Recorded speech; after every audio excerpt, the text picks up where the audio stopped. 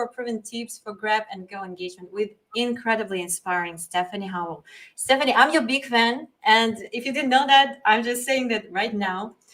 You are creating incredible digital boards. And now you are making them on Cami. And I love Cami so much.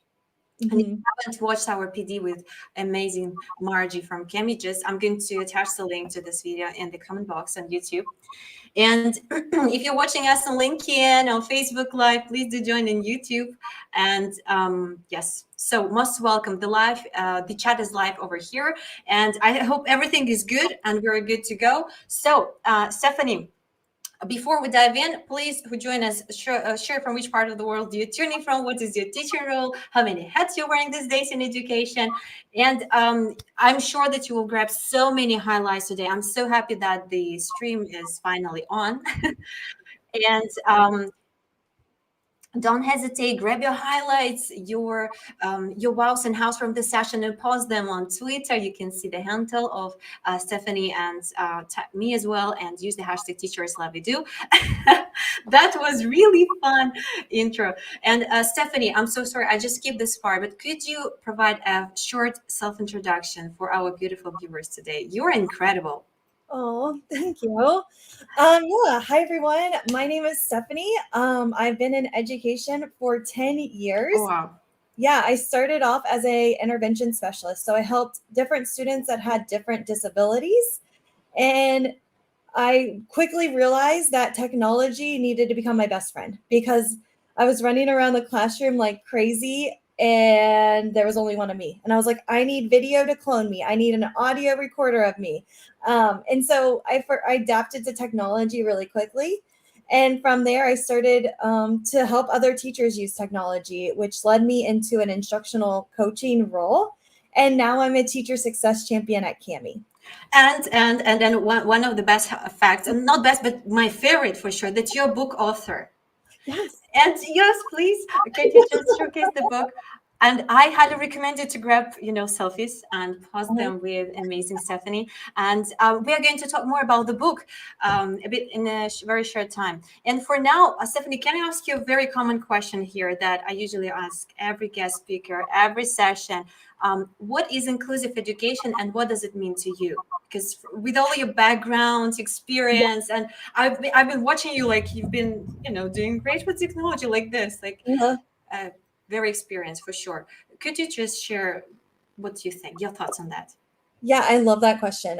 So actually, when I was in the 2nd grade, I was diagnosed with a learning disability. Wow. And I developed a hate for school. I hated going to school because I felt so unsuccessful. When I was in school, now this was, a while back, school was direct instruction. There wasn't a lot of personalized learning. It was more the teacher's up at the board, you're going to listen. There wasn't multimedia involved in my education.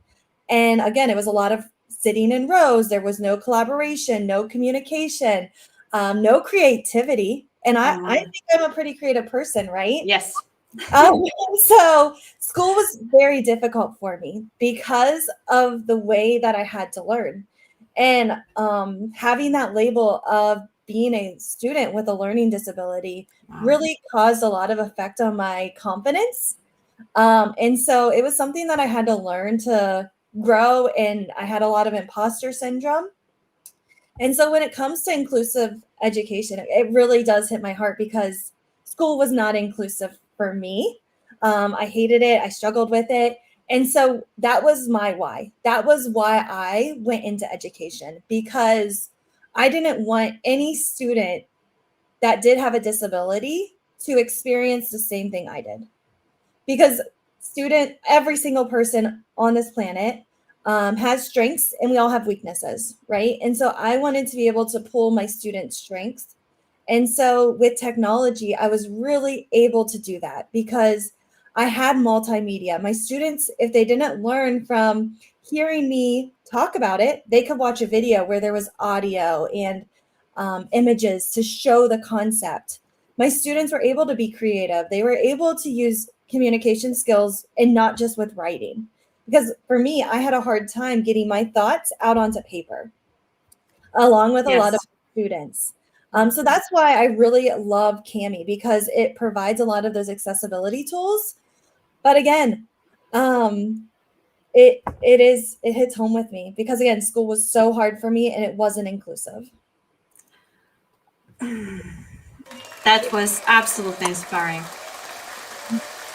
More about you, and you inspire me more than you did before. And this is so precious. Thank you for sharing. That was very inspiring. Um, I can't wait when you start sharing with your beautiful presentation and your ideas.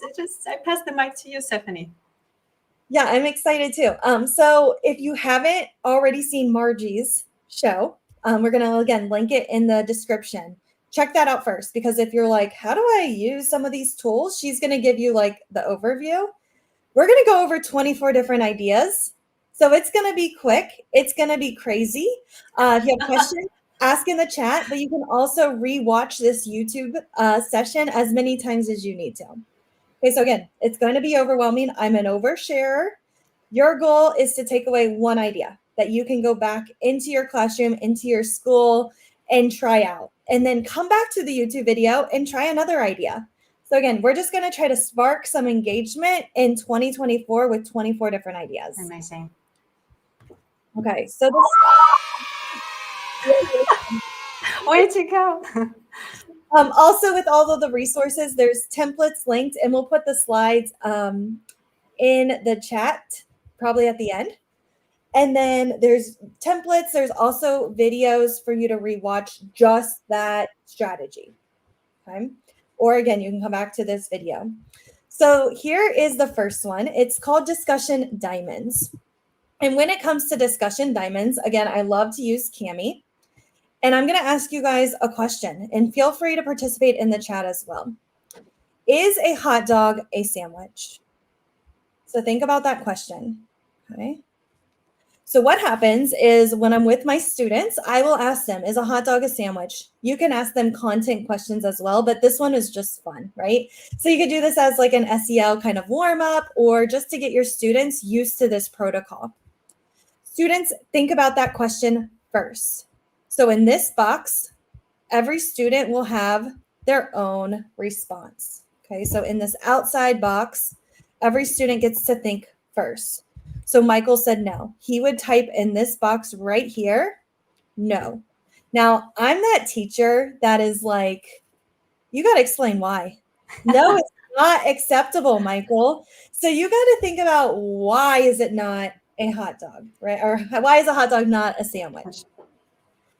So what students can do is they can use the tools within Cami.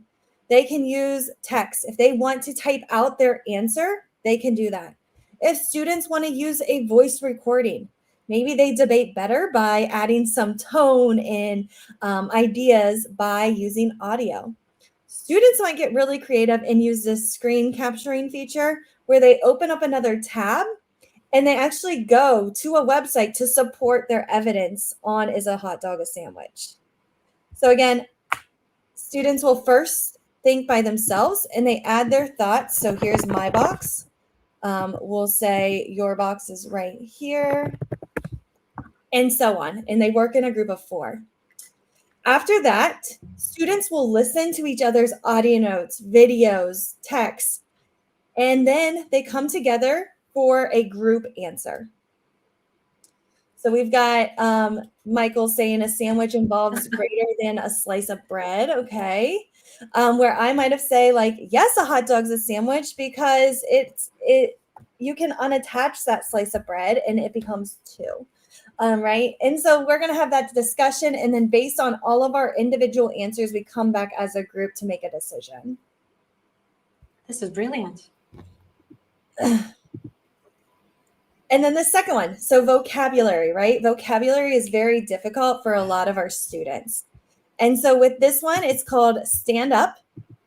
And what happens with Stand Up is students will be using vocabulary words in a conversation. So you're going to set a timer for 30 seconds.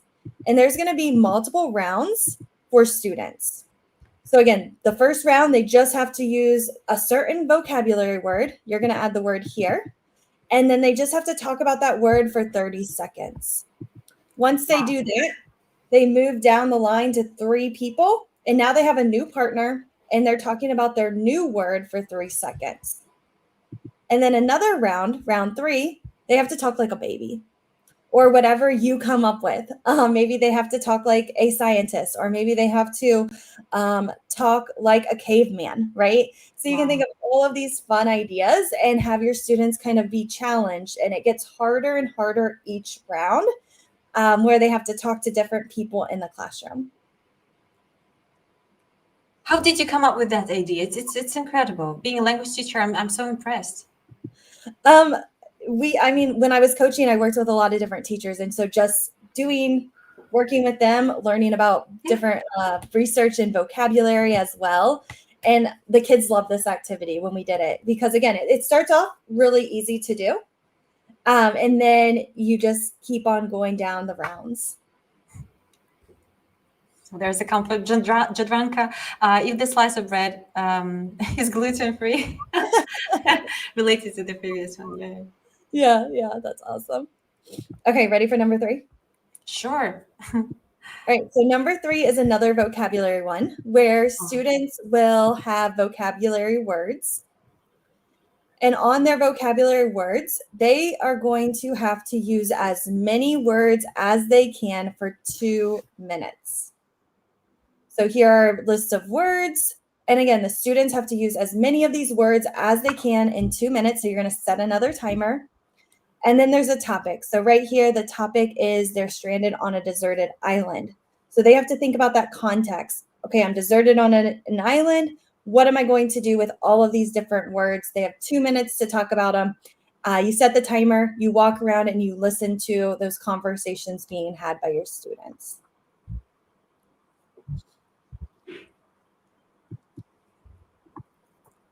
And then number 4, I don't know if anyone has some classroom management problems in their classroom, but that was an often occurrence in my classroom where students would not get started on their work. Did you have similar problems? Wow.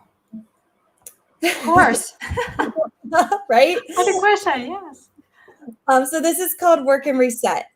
And so work and reset, what happens is there are 2 different goals that the students have. The first one is they need to raise their hand whenever they need to talk. The second one is they want to use nice words. So this was a class where some of the students were just very bold, we'll say. And so we needed to be kind. We needed to work on being kind. And so when students are working on this choice board, those are the 2 goals. And if they meet those 2 goals, they get one of these rewards on the choice boards. So they work for 20 minutes. So you set a timer. If students are working for 20 minutes, they get a break and they get to pick one of these activities. If they don't meet these 2 goals, then they're going to come over and they're going to complete some reflection questions with you. Why did you not raise your hand when you were asked to?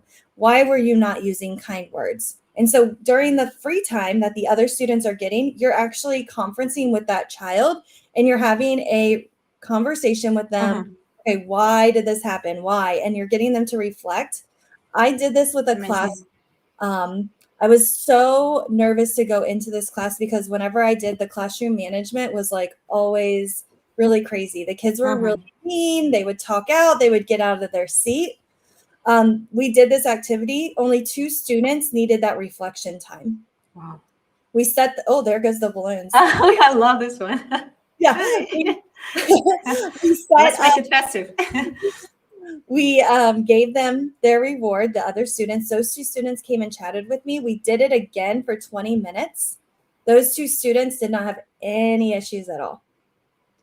So it works really well, especially when you have to kind of talk with those students about, okay, what corrections do we need to make and what can we do better next time? Number 5, I feel like this is a time for some soundboards. We've had some in this session, but I love this. Yeah, you can just see like sound makes things fun, right? Like the applause during the beginning and all of those different things. And so this was a soundboard that I found on social media by Candy right down here. And what happens is you just click on here and you have some sounds that will play for you. So whenever we were just celebrating our students, there again are multiple different ones. This is a game show edition. This one's Mario edition. And again, sound can just be fun. So you'll just pull this up. You can click whatever one you need. And then it will just play the sound. Wow. This is so useful because I've got also the extension like confetti or something, and my students, they love it. Like, yeah. The it's best like part. The little things, right? Like you can Yes. just surprise and delight your students with these sounds. Yeah, the sad trombone. But again, it's just fun. It's easy. She's made these super, super easy to play. Oh, yeah, I hear it. Yeah.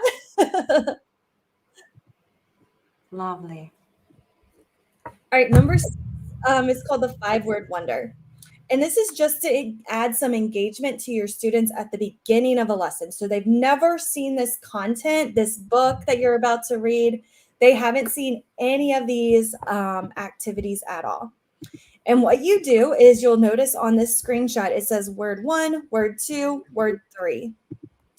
And what happens with these is students will come on here and you'll add one word at a time. So word 1, and it might be like blue. Word 2 might be something else. Word 3. And the students see these one at a time. Your students will come onto Cami and use the comment features, and they will leave comments about what they think. They're going to make a prediction, what they think the topic is going to be about. Wow. So you're adding just one piece of evidence at a time. So it's going to be really hard at the beginning, but then they're going to get some clues to kind of help them figure it out. Sometimes I'll even add in like a Jolly Rancher or some type of prize for the student that gets the correct prediction at the very end. What kind of prizes could it be? Like, extra. Like this was huge. Jolly Ranchers are always a plus. Student love to chew gum. So sometimes I'm a gum lover. That's me. We also had like a bubble gun. So like sometimes I would come in with like a bubble gun and we would have like a bubble gun party. Wow. Just celebrate, right? Sounds, music, dance party. It doesn't always have to be like Jolly Ranchers. You have to go out and pay and buy your own Jolly Ranchers, right? Yes. It can be as simple as like, okay, we're gonna have a 30-second dance party. And just engage your students that way. Yeah. Love these ideas. Number 7 is a timeline reveal. So again, going back to kind of that prior knowledge, what do our students know? And this idea I heard on a podcast and I just kind of recreated for a teacher that taught 8th grade history. And so what happened is step 1 is students are working in a group. So they're with a group again. Collaboration is a great way to get your students excited about what they're about to learn. After they're with their group, they're going to review these events. So here were some of the events that we had with this teacher. We cut them out. They were on just a piece of copy paper. They were cut out. And so the students had these like little task cards. After that, they had to discuss these events. Again, they have not learned this content. So if they knew slavery from 7th grade or they knew states' rights from their parents, right, they're using prior knowledge and they're talking with their group about what these different vocabulary words, different events mean. And again, they're using their prior knowledge. The teacher has not taught any of this information yet. Incredible. After they talk, they then have to place them in order. So when did these events happen in history? Once they place them in order, they're comparing them with the correct answer. So the teacher will show the correct timeline up on the board, and the students are looking at their group timeline, and they're looking to see, okay, we had this one correct. This one was wrong. This one was right. This one was wrong. And they're making those compare and contrast responses. They're going to reflect on their answer. Sometimes what I like to do is I like to use this as a pretest. So at the beginning of a unit, what do my students know? And then I Yes. come back at the end of the unit, same task cards, same events. They re-put them in the timeline. Can they do it faster?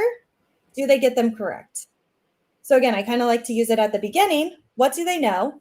And then at the end to really see what they've mastered and maybe what misconceptions we still have. And we can add hyperlinks. Yeah. Like to each of this step. It's amazing. Yeah, that would be really cool. I love that +1 idea where they could maybe watch a video about it or Yes. see some images in action, right? And maybe Wow. compare like this photo's in black and white where this one is in color. Like, is that a clue, right? That could be, oh, I love that idea. I love your creativity. Fine. Yep. Yes, yes. Oh my gosh, that's fantastic. Yeah, so again, they're working together as a group to kind of solve that timeline in order. Podcast. Is podcasting. I love listening to podcasts. I'm like obsessed with podcasts. And so here's a template that allows students to create podcasts. So we did this in 6th grade. The students were about to go to 7th grade. And so in our district, it was students in 6th grade. They went to junior high. So they were about to go to a whole new building with a bell schedule. Their teacher was no longer going to walk them to different places in the building. When the bell rang, they just had to go to where they were supposed to go. So it's a big transition about to happen, Yes. right? And so what students did is we first reviewed the goal. What is our learning intention? How do we know that we're successful, right? Like, what is the end goal of this project? And so students had to create a 5 to 6 minute podcast, and they could pick their topic. You can see right here are 2 different topics. Let me zoom in just a little bit. It's based on Cami. Yeah. Wow. Yeah, I used Cami for them to think out their ideas. So right here, we've got life in middle school or the big transition. So they are either reflecting on what just took place in middle school, or they're about to move to that big transition that is about to happen in 7th grade. Students here will decide which one they want to do. You could change these prompts. This was, again, an end of the year activity that we did. You could align this with your content. You could keep it fun like we kind of did. You can kind of decide whatever topics you want to put. Then what happened is students plan their podcasts. So on this slide right here, students decided on a name for their podcast. So if you're using this with content, this can really kind of extend your students' knowledge because now they have to kind of summarize the gist, the main idea of the content. They had to decide the format. Is it one person speaking? Are they in a group? Is it a panel discussion? Are they interviewing someone? What is the format of this podcast? Once they had that, they had to think of their call to action. What next steps are going to happen from your listeners when they listen to this podcast episode? Wow. And then they had to create their outline or their script. Some students needed like what they were exactly going to say. Other students just needed like bullet points. So we were able to kind of differentiate there. And then what happened is students wrote out their show notes. So here was like a graphic organizer that the students could have chose from. And they wrote out what was the main message, their favorite memory, an obstacle, their call to action, and so on. And so again, using Cami, students were able to collaborate on this document.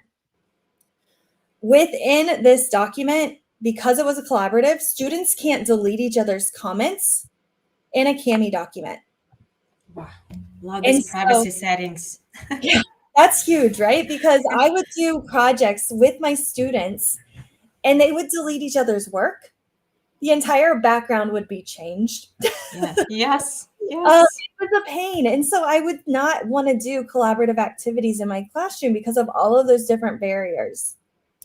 And so what started to happen is because they can't delete each other's work, my students had to communicate with the other student what they wanted to change, what didn't seem right, what they had questions about.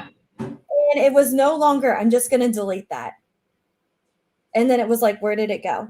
Like there was no conversation about it, right? And that kind of affected some of the culture in my classroom. And so because of Cami and because they can't delete other students' Oops, what has happened? Okay, so one sec. Yay, back. So the presentation is on screen. Correct. And so again, they could talk with each other about those different areas. Once they had their notes correct or created, they had to record their podcast. So students can Brilliant. record right in Cami, or you can take that recording and take it to like WeVideo or something where students can add sound effects or add an intro and outro or cut and edit their podcast. It's kind of up to you on how much time you want to spend on this podcast and what resources you have. And then the students submitted and they actually listened to other people's podcasts, and then they did a reflection. So again, this one takes a little bit more time than some of the other ones that we shared, but it's such a fun activity where you could spend a few minutes a day if you do station rotation in your classroom, or you could designate so much time. Or again, it works great when there's breaks, like right before winter break or right before the end of the year. It keeps students engaged and focused on some content. It's brilliant. I like this, mind mapping and this. So clever, like brilliant. Yeah, and because so sorry go ahead. for interrupting. Because teachers sometimes they ask the same question: when and how do we find some extra time, to start podcasting, to do these things, to do the PBL, and podcasting looks like so, not easy thing to try in the classroom. But you just showcase the whole plan, how to make with all the steps. And that's some of the issues, right, in classrooms is our students don't have the executive functioning skills to plan out a podcast.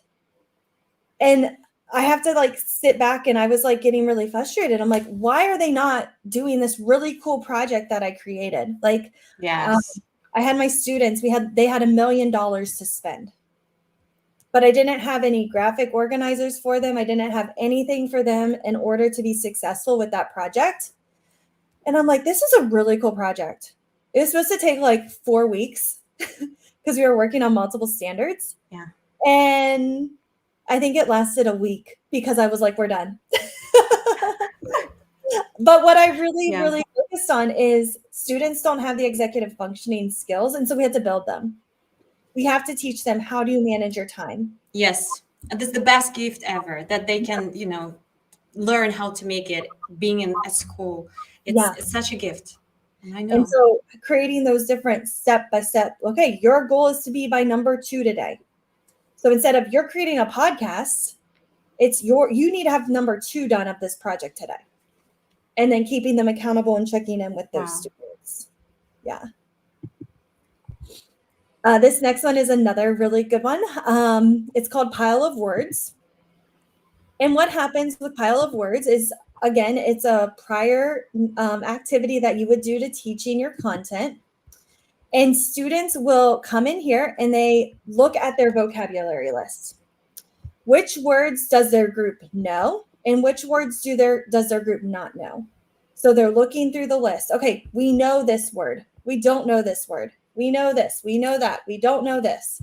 Any word that the students don't know, they can go right here to this dictionary tool. I need this one. I need this template. So. Yeah, and they can look up that word. And sometimes they don't know the word because they don't know what it says, right? They're like, oh, I've heard that word before. I think it means this. Or they can come in here and look at the definition. So again, that dictionary tool is huge. So they come in, they put the words in 2 different groups. The ones that they don't know, they use the dictionary to kind of learn the word or see, oh, I do actually know that word. Or I've heard that word once.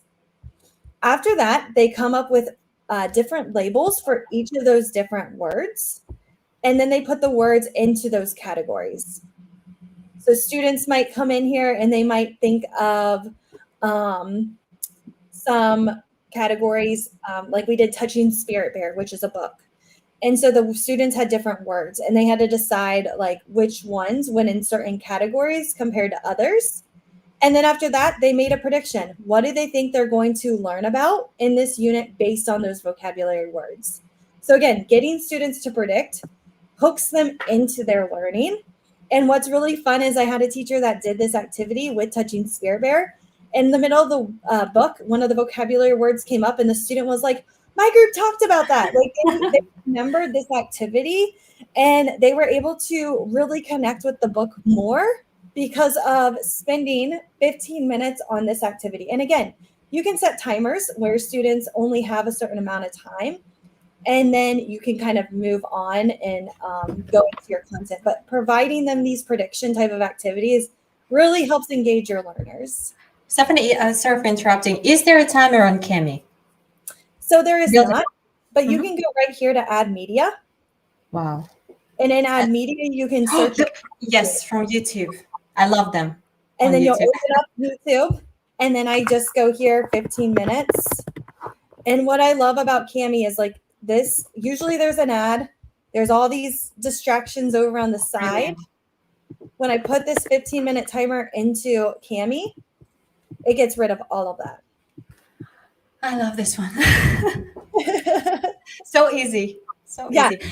And I've shared with the link to the PD, live PD that we had with Margie from Kami here in the live chat on YouTube. So don't hesitate, just learn more about Kami Up. It's an incredible thing. Yeah, Make sure you watch that video from Margie, because I was watching that session and she did incredible. Yes. Number 10, this is another really fun one for students. Typically, you'll do this after they learn the content, the lesson. So you'll notice here, I've got different social media places, right? So let's say our students are learning about social media. They have to then decide which platforms are least important all the way to most important. And so they're making this little diamond. I'm going to put Twitter because Twitter is still my favorite. Yeah, I can't do anything about it. Yeah. But you can see here that they're making this. Yeah, they're making this little diamond to show the most important platform to the least important platform. And so students are talking. You can do this with the solar system. What is the most important planet in the solar system? Yeah, my favorite. Yes. Oh, what's your favorite? Yeah. We create lots of projects on Bunsy, on not Canva, but Google Slide, probably something, and one more place I just totally forgot, but on Bunsy. Beautiful. Okay. Yeah. And so again, students can use whatever you're teaching, and they have to decide what is the most important concept to the least important. Once they do that, your students can justify. So even though they just put Twitter here, I want to know why. I want to extend their knowledge to know why. And so then I allow my students some choice again, just like we did with one of those first activities with is a hot dog a sandwich? Students can type their responses. They can use their voice to give their response. They can come in and record a video. The students can come in and screen capture and provide additional evidence from another tab. So again, I'm providing that chance for them to really, really advocate for what they want. You can do this so students are working in a group. You could do this where it's a think, pair, share, where students do their own diamond first, and then maybe they compare it with a partner and they talk about, okay, I noticed that Twitter was number one on mine, but YouTube was number one on yours. And they can, again, have those conversations and debates on which one's the best that they really like. Wow, incredible. Number 11, another mystery. I will already love it. About mystery predictions. Yeah, so this is mystery predictions. And what happens is you are going to show your students a prediction at a time. And so what they're going to see is they're in their group. So they're working with a group of students. What they're going to do is they're going to read the quote. So you're going to provide your students a piece of paper that has a quote on it. That group is going to read that quote. You can give each group different quotes. You can give each group the same quotes. It's kind of up to you. But you need 6 quotes per group. So either 6 of the same quotes, or you can kind of say, okay, I need like 36 quotes or whatever you need to do. So when I have all of those quotes, students are going to read one quote at a time. They read one quote. Once they read that quote, they make a prediction. Once they read that information from your science curriculum that they're learning about, they make a prediction about what the upcoming unit is going to be about. Then they get another piece of textual evidence, another quote, another fact, and they make their second prediction. They repeat this process 4 more times until they have 6 different pieces of textual evidence to make their prediction even stronger. Wow. And then again, I like to use those rewards. Maybe it's that 30-minute or 30-second dance party. Maybe it is they get to go to lunch early. Who knows? Dance party is the hit. Yes. So I again, love it. they're the closest group to that final prediction. Then I like to reward them. But again, it grabs their attention, and the quotes really stick with them when they are learning the material throughout the unit. They're like, oh my gosh, I remember this quote, or I remember seeing this. And it helps spark engagement within the content. Brilliant. The words for today's session, brilliant. That's what I want to say, for sure. This next one, I love games. Okay, so I love playing games in the classroom. For this one, you just need questions. So you can go to ChatGPT, ask it for questions. You can have class cards. You can have a worksheet. Whatever you want to use, you just need questions. And what students will do is they work in groups again. I love group work. And they're working on those different questions and answering those problems. Students can answer them on a piece of paper. They can answer them on a computer. They can answer them on a whiteboard. It really doesn't matter, right? And what's going to happen is either the computer is going to score it, or I will be walking around and I give them feedback. Yes, you're good. No, recorrect it. Yes, no, yes, no. Usually when I do this activity, I have 10,000 steps by the end of the day. Oh, wow. So if you're looking for a workout, yes, this is the one you want to do. So again, I'm giving feedback to my students immediately. If they get the question right, let's say they're team 1, they're going to roll a dice. So typically I have a physical dice, but there are digital dice where they can stop a YouTube video. And let's say this group right here rolls the number 2. They get to come in and use the drawing tool, and they're going to draw 2 spots on their race to the top. Then what's going to happen is students number 2, let's say they get it right. They roll the dice. They get a 4. So they're going to go up 3, but they're going to take team number 1 down. So team number 1 is now just at 1 little box. So they can take their roll and they can either add it to their score to get to the top, or they can erase somebody else's score. This is so much fun. And so the first team that gets to the top is the winner, or I just have my students tally because they don't want to stop playing. Like I was like, oh, they want to stop playing. No, they do not want to Time stop. Yeah. So then I just have them erase their board once they get that tally. And then the students will re-race to the top. And then the students with the most tallies at the end of the game is our winner.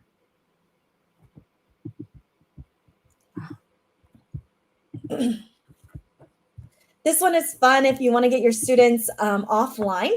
And this is paper slides. So what your kids do is they make a Google slide, but on paper. Fantastic. Why not?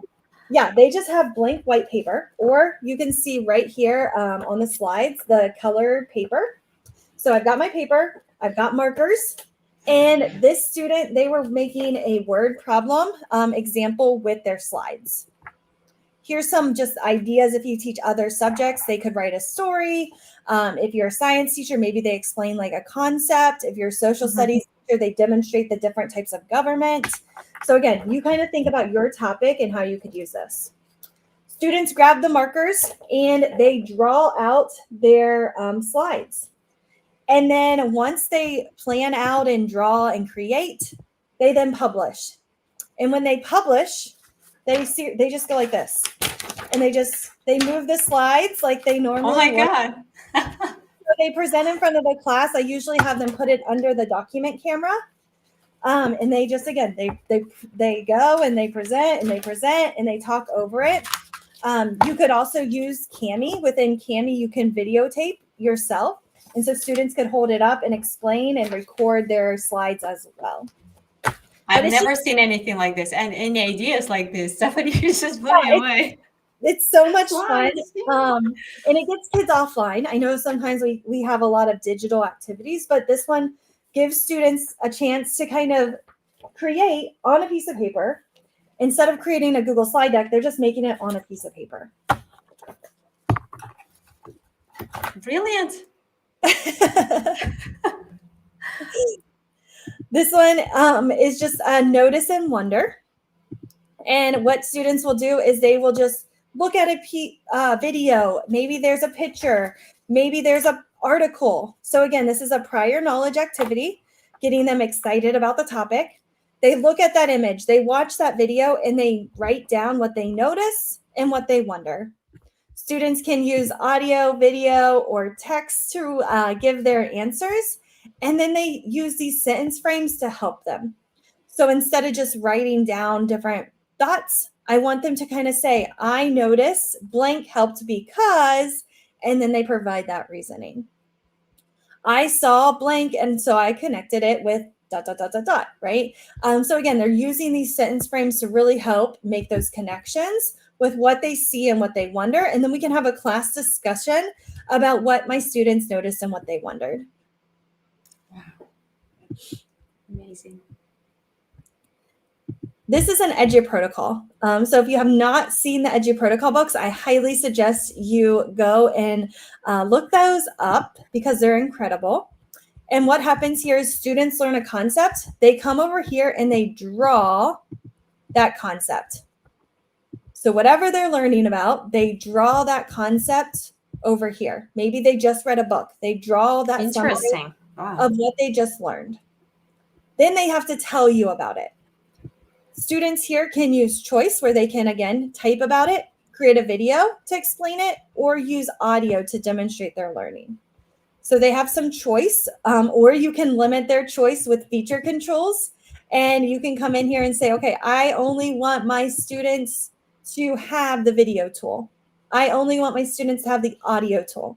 So you can kind of also create some critical thinking within your students and only allow certain tools for them to use for these activities. Amazing. Best reflection ever. Yeah. How to reflect with your students. Use Cami and take this activity from Stephanie. That's wow. Yeah, and you don't even need to have anything ready. Like, yes. You don't even need this template. You can just say, okay, on one side draw, let's put it on the other. So you can just kind of quickly do these activities. And a lot of these activities are repeat and re-rinse it and repeat it. So you can reuse for almost any concept that you're teaching with your students. Wow. This one we did at the beginning of the school year. And what students had to do is they had to make connections. So they had time, 15 minutes, and they had to make connections with all their group. So you can see here that this airplane, we've all been to Florida. With this little medal, we all have won something. So they had to find these emojis and make connections. So instead of having students make these connections with their group, maybe they make connections with the content that they're learning. So maybe they're like, oh, George Washington, won this. So they make that connection with that history topic. Or maybe they are working on a word problem and they have to use emojis to somehow create that word problem. Love this one. Yeah, it was just a lot of fun. I saw this one on Twitter, and it was just right here, this example. And we actually did it with students, and we used Cami, and the kids had a blast. They got to know their classmates because they were connecting them and trying to find the common things about each other in these emojis. Stephanie, can I interrupt you? I see that so many people join us on LinkedIn, and we don't see your comments, your beautiful comments. So many comments there. Please do join and hop into YouTube Live. So because today we're sharing with Waycode Resource collection only one for today, but it's incredible with lots of great resources from Stephanie. So hop into YouTube Live. Okay, so I want to see your comments here. I want to highlight them. Yay. This one is the most epic word. So what's going to happen is students will answer questions correctly. So again, task cards, ChatGPT, Yeah. where you can find your questions, and they're going to get a teacher check-in. So this is where you get those 10,000 steps again. And if they get it correct, they get a Scrabble tile. So you just have this game Scrabble, and you take out the tiles from that game. And as students get a question right, they get to pick, or you just hand them a letter. And then at the end, or whenever they have enough letters, they have to spell the most epic word. And the group that smells the most epic word wins. So the more questions they complete, the more letters they get for this epic word that they're going to decide how to create with their group. Wow. I don't know how you do that. For some people, for some reason, I don't know, Google Slide is, yeah, like presentation mode, but you just made it super interactive field, like super interactive space for teachers, for students. Same as Cami. Cami is not just visual board, it's interactive place with so many incredible ESL, EFL, and other, subject ideas that you're providing today. That's so precious. Yeah, and when we're doing these activities, again, going back to those executive functioning skills, it really helps to have a visual and the 1, 2, 3 of what are we doing. So keep that in mind when you're giving directions to students. Yes. Because again, I struggled with group work. But when I learned more about executive functioning skills, more about dual coding, I realized I was lacking preparing my students to be successful. Mm-hmm. I was just like, oh, we're going to spell the most epic word, but they didn't see it. They only heard it. And so then there was misbehavior because there was that clarity piece that was missing. The steps, the certain steps, yeah, in a very logical way. So they need to know. Thank you for this advice. Like, best. And then again, another challenge. This is more so maybe you are still struggling with getting your students to work together in a group. This is the group work challenge. Students will have this game board either printed or you can take it right to Cami. So I love to create in Google Slides, and then I click this Cami button right here. Once I click there, this board pops up. And then I can come in and I can go into add media, stickers, and I can give my students stickers for every time I see them doing one of these activities. Once they get so many of these stickers, they get a prize. I love giving away prizes. Yeah, we all know to do like. I want to be a student. I want a gum. I want a dancing parties. Everything that you provide is wow, so empowering. It's helping students. Right here, it says compliment a student on their thinking. If I hear that, they get a sticker for doing that. Mm-hmm. I love to use this challenge board at the beginning of the year to really show my students how do we talk to somebody when we disagree with them? How do we explain to them if they've made a mistake? Right? So I love to use this board to kind of encourage the behavior I want to see in my groups throughout the entire school year. And again, I just come to Cami, I add stickers. And then once they get so many stickers, they get a prize. How did you do that? That's the question that regularly pops up in my head. Well, I'm listening. How did you come up with these ideas? Like, what inspires you, Stephanie? It's so amazing. Problems inspire me. So what happens is a teacher, came to me and she was like, I want to do group work, but my students misbehave. And I'm like, okay, well, what behaviors do we want to see from your students? What is it that we want to see your students doing? And so from there, we will brainstorm. Again, I just open up a Google slide with them. We typed out these different success criteria that we said, okay, if our students are doing this, then they're working really well in a group. Mm-hmm. And then after that, we take it over to Cami and we start. But again, a lot of these come from stresses or pain points that teachers have. And we're like, okay, how can we make this better? You're a problem solver. Yes. That's so precious. 19, again, going back to rewards. This is a great template. If you have students that are really struggling to be motivated, this is called victory vouchers. And I saw this idea from Modern Classrooms. And you can see here that the teacher listed out all of their tasks for the week. They put exactly what the student needed to do. Every time the student completed it, they got to tear off one of these like tickets, and the ticket went into a raffle. And so every time a student completed a lesson or an activity, it just motivated them to keep on going. It allowed you to give that teacher check-in piece and give them feedback as well. So if you're trying to do some more self-paced learning within your classroom, this is an option for you where they can come in, there's a due date, lesson objective, requirements, and then again, they just cut out that raffle voucher and they put it into a jar or wherever you have it. Epic. Stephanie, let me know when I can share with the Wakefield Resource Collection in the live chat on YouTube. Just okay. We got 4 more, so let's give me a sign. So 4 more, and you have all of these. I'm ready. This is the Innovation Challenge. So with the Innovation Challenge, what happens is you will have some type of problem. Okay, so maybe, for example, you have a student that is in a wheelchair, or you have a guest coming into the classroom that has a wheelchair. Okay, we're going to brainstorm 4 ideas of how we should set up our classroom so this student feels included into our classroom. Wow. Or maybe you need to send someone to space. What are 4 ideas you have to get them to space? So again, you're getting your students to be creative, to think innovative. They're going to draw their sketch of their innovation. They're going to explain how it works. They're going to name their product and a slogan. This could be a great start to a lesson or a great beginning of the morning activity to just get your students creative and thinking out of the box. Brilliant. Again, I haven't heard from anyone like, that you shared the idea, like brainstorm on the specific, topic like this. Very precious. And then this one right here, we have check-in. So again, just getting your students coming in the morning, have them check in. The name, the date, what they're working on. So again, students can come in here, use the highlighting tool, the markup tool in Kami. They can highlight exactly where they are. They can write notes.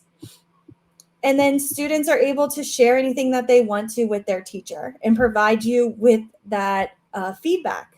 And then you can conference with each of your students and talk about each of their different needs and help them be successful for the day. So building that metacognition skill within your classroom, all from the start with this goal setting or check-in activity. Ooh, I can't wait to share with the Wakefield Resource Collection. Here's another game. It's called Capture the Flag. And so with Capture the Flag, students are going to be in a group. They answer questions. So again, ChatGPT, worksheet, wherever you get your questions, they are going to check in with the teacher. There's your 10,000 steps again. If they get a question right, these flags are going to be on students' desk or up on the whiteboard. They have to go over and steal these flags from other group members if they get a question correctly. The end of the game, they add up their points. So you can either say, okay, whoever has the most flags win, but all these different colors, I like to add points. So the green one is 5 points. This pink one is 3 points. But the kids don't know the points until the very end of the game. So they don't know which flags to collect or what colors to collect until you show them these points, and then they're stuck with what they have. And then again, they get some type of reward at the very end. It gets students up and moving because they're moving around the classroom, getting those flags. You can have them, again, work in a group. If you have a small group, you can have them work individually. But it's just a fun way for students to be excited to answer questions and move along the room and get those correct. Epic. I'm blown away. And then this one right here is the tea party. We had it each Sunday. Yeah, and I provided club for students, and we just had a tea party every Sunday. Oh, I love that. Every Sunday. So students are going to grab a word. They're going to use zero noise. And their goal is to see as many words as they can. So they're just going to show everybody their vocabulary word. And what's going to happen is when the time is up, students go back to their desk and they write down every word that they remember that they saw. Then they come and they work with a group, and the group talks about every single vocab word that they saw, and they add it to the table. And then they have to make an inference about what they're about to learn. I love this one. Like, and then last one, number 24. Here is the brain dump. So a lot of times our students just need to get things done. So again, going back to those executive functioning skills, sometimes they feel very overwhelmed by all of the different activities that they have to do during a given time. So students are going to brain dump every task that they have to do for a week. They're going to come up with the top 3, the easy 3, the next 3. And they're going to create these categories so that they can get things done and checked off their list. This works well for teachers or principals as well, because you might be brain dumping. Okay, I've got all of these stresses I need to do. Get them out of your brain. Get them onto paper. And then you can organize them. Top 3, easy 3, next 3. Brilliant. Yes, the keyword for today. All right, so the slides are coming to you. I want to just say thank you so much for joining. If you have any questions, feel free to reach out on social media, or you can email me. Another thing that I just want to say is I would love feedback. So right here is a feedback link that you can provide feedback. You can just pick Kami 101 because we just kind of talked about different Kami templates in this session. So I would, again, love to get your feedback and your thoughts on these different templates and this session. And Stephanie, then, yeah, sorry. Yeah, go ahead. Go ahead. No, go ahead. I mean, we can add this link to the Wakefield Resource Collection. I've just shared in our YouTube live chat. So, and this link is going to be added there. Just don't hesitate. And we have just chatted with you, Stephanie, about something that Kami provides for Microsoft experts. Yeah, so if you are a Microsoft expert, so Yes. MIEE, or a Google champion, a Google trainer, coach, innovator, you get Kami for free.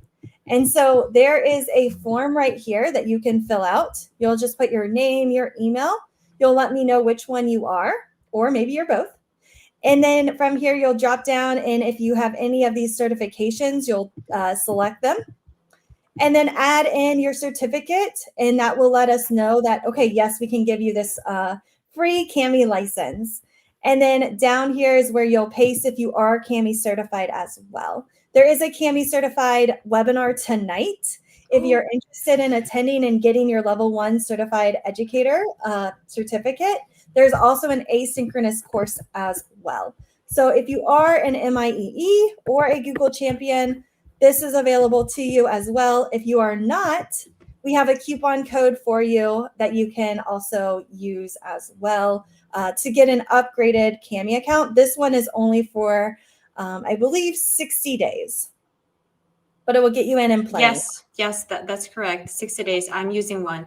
And because I've learned this from you. I'm Microsoft expert these days. You know, they're going to be expired this account soon. And I'm so happy that I've got this opportunity, you know, by being Microsoft expert to get this premium free account. That's so precious, because when you start creating things on certain platform, so you want to, you know, keep creating, and Kami is incredible. So I've added the last link to our Wakefield Resource Collection. So dive into YouTube Live. Chat is going to be live forever whenever you start watching this show. So it's going to be here. And I just want to say thank you from Jadranka and everyone who joined us on LinkedIn. I guess I'm not going to go on Facebook Live because there's some trouble always with streaming apps with Facebook. That's the point, probably. And thank you, Michael, for highlighting this. Yeah, but LinkedIn works really great for me as well. And thanks everyone who joined us. Stephanie, I just want to mention, and hiding this slide for now. Yeah, Jadranka, thank you so much for joining, as well as Michael and everyone again. That you are totally got this title, Google Slide Queen, for sure.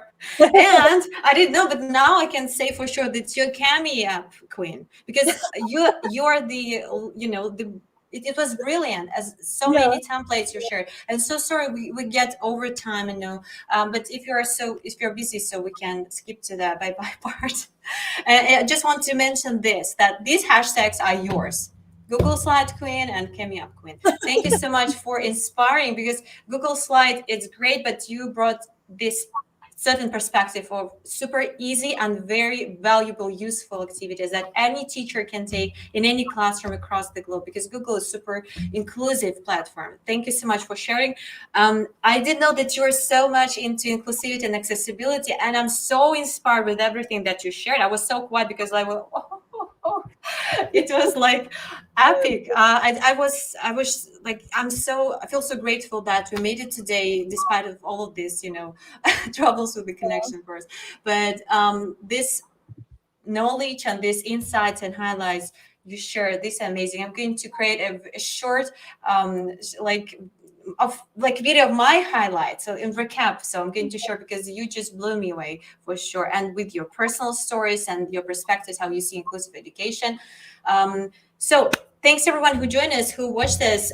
Sorry for the intro for the very beginning of this, but anyway, Stephanie, you're amazing, and I can't wait when you be the second time guest speaker here.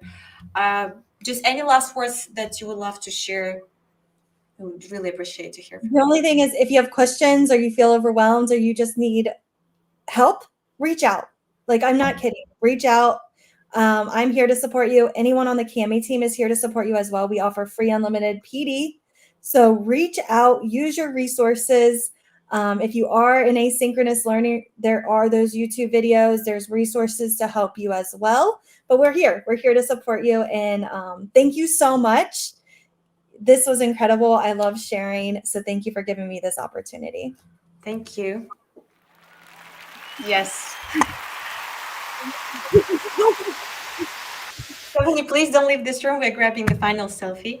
And again, stay tuned, subscribe to this channel, because things happen. But every time when we go live on this, right now, right here, you're going to be announced and notified. And don't forget to, provide your highlights and give shout out to incredible Stephanie, and just share with your screenshots, everything what inspired you, because I was blown away. I've already shared this and said. And again, stay safe, stay tuned, and thank you, Stephanie. Thanks everyone who joined us. Bye, and see you in the next videos for sure. Bye bye.